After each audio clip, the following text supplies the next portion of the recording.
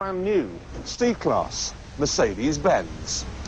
This is a replacement for the 190. It's bigger and of course it's better. And at £17,600 it's just about the same as a BMW 318i. The question is it any good? The only way you can work that out is to do what 50% of BMW buyers don't do and go for a test drive.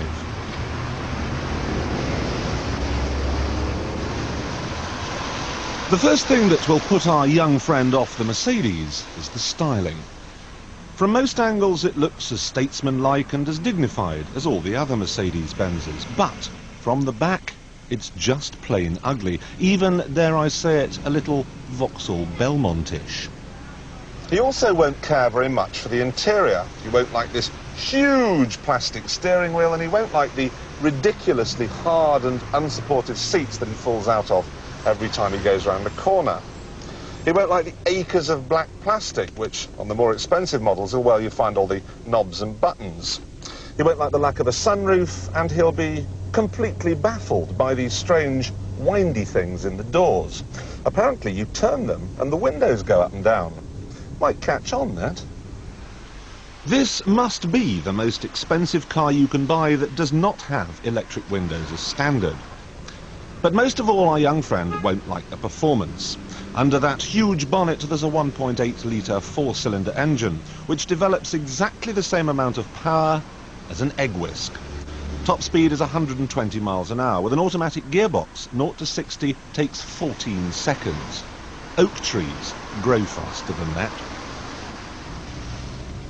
If Mercedes were gunning for the swooping young BMW driving ad man, then they have failed comprehensively and miserably.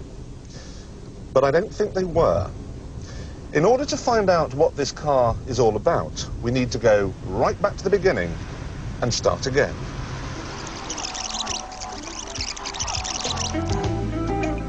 This is the old Mercedes 190. It was the car that brought Mercedes ownership within the reach of millions, and millions of people responded by buying one. The 190 is a tough act to follow, and to make sure they got its replacement right, Mercedes have been working on it for 10 years. This is the result, the C-Class, one of the most thoroughly designed cars that you can buy.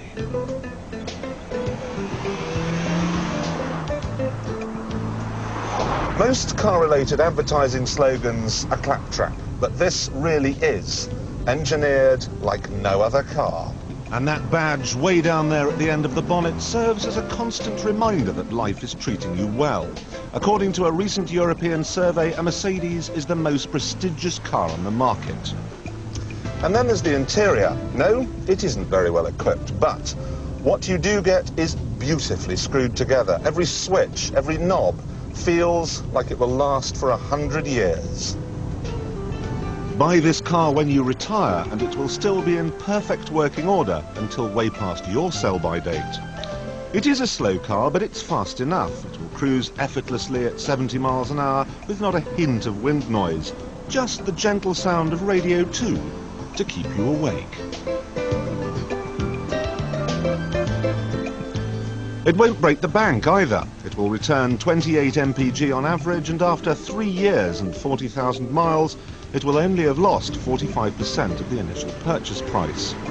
A C-Class may be expensive to buy, but in the long term, it could actually work out cheaper to run than a Ford.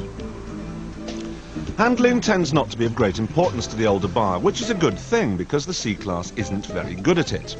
It rides beautifully though. It's as comfortable as having a bath.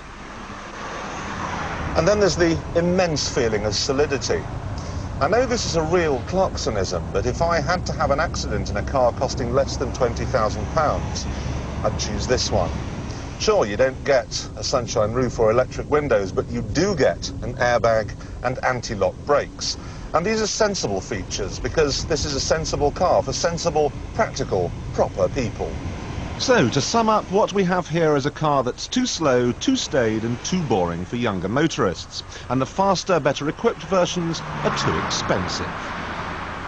However, what we have here is a car that's just about perfect for people with greying temples, for people who are old enough to remember Janis Joplin and that immortal line, "Oh Lord, won't you buy me a Mercedes?" Mercedes.